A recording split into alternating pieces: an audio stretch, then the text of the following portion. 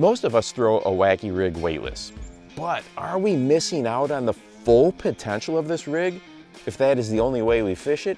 Well, today I wanted to show you 5 different fall rates and how they affect what our Wacky rig is really doing underwater. I will start with a traditional 5-inch Senko and then move to an Elaztech stick bait, and wait till you see the differences with that one.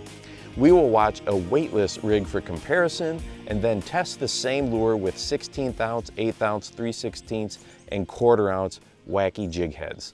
Well, let's start with the 5-inch Senko. This lure, rigged weightless, is the measuring stick against all other stick baits, their fall rate, and the action. Of course, the action on this one is just as we would imagine. Now here's the same lure, but with a 1/16 ounce Wacky jig head. Already we can notice the ends of the lure have more wiggle to them, yet the fall is still relatively slow. I really like what this small jig head adds to the lure. Here it is with the 1/8 ounce jig head, and we can clearly see even more action, but the fall rate is starting to pick up. This size is an excellent option when opting to fish a Wacky in a little bit deeper water. Now when we jump to the 3/16 ounce jig head, the wiggle of the lure is quite rapid, a very intense shimmy as it drops. And here we can see the Senko with a 1/4 ounce jig head. The fall rate on this setup is very fast compared to the other jig heads that are only slightly smaller. I often use a 1/4 ounce version when fishing in heavy river current with a Wacky rig.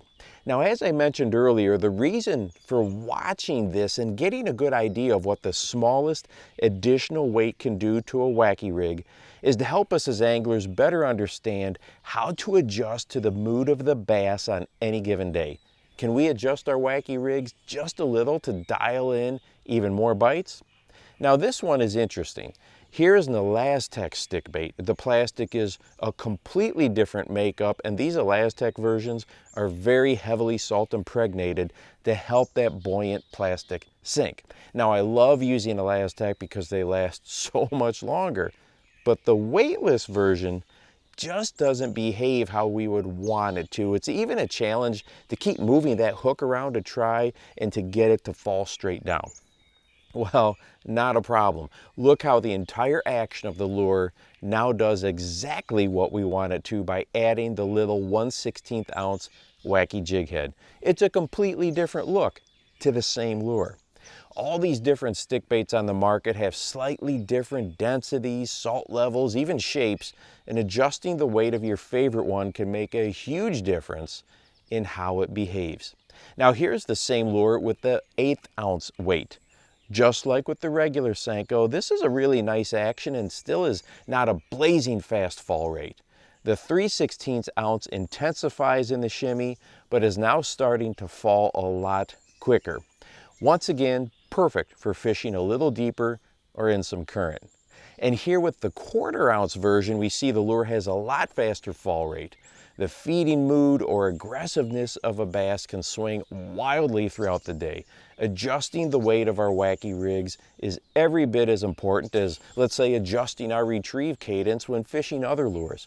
But for some reason, we really get stuck as anglers thinking that weightless is the only way to fish it. Well, play around with that fall rate on your Wacky rigs and let me know what you find. And hey, if you want to watch a video that talks about black lures versus white lures and maybe how we need to rethink our approach with those colors, go ahead and check this one out right here. And make sure that you go out and encourage someone today. You never know how you might just change their life. For the Bass Fishing Life, I'm your host, Steve Rogers.